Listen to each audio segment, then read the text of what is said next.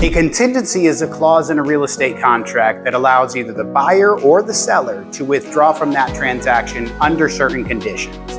These conditions include appraisal issues, issues with financing, home inspections, and many more. For example, let's say you're buying a house and you add an option period contingency. If during this option period you identify any issues with this property, you have the right to ask for repairs, to renegotiate, or to cancel that sale altogether.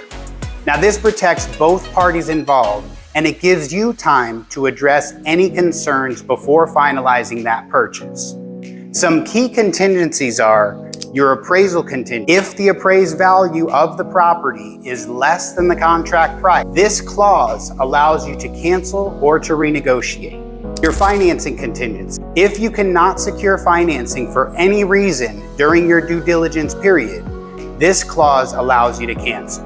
Your option period contingency. If during this option period you identify any issues or for any reason decide that you want to terminate that contract, this clause allows you to request repairs, to renegotiate, or to cancel that sale altogether. Builders are notorious for initially offering incentives or concessions that are contingent upon using their preferred lender. I stress the word initially because those incentives can be granted with any lender of choice for those of you that take the time to compare and negotiate prior to signing your contract.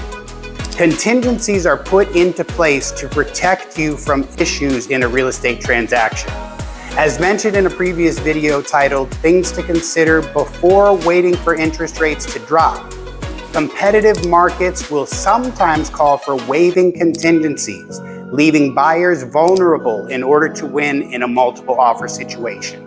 Case in point, waiving an option period or an appraisal contingency makes that offer more appealing to a seller, but it leaves you as a buyer vulnerable to either purchasing a home with serious issues, a home that is overpriced, or losing your earnest money and possibly being in breach of contract.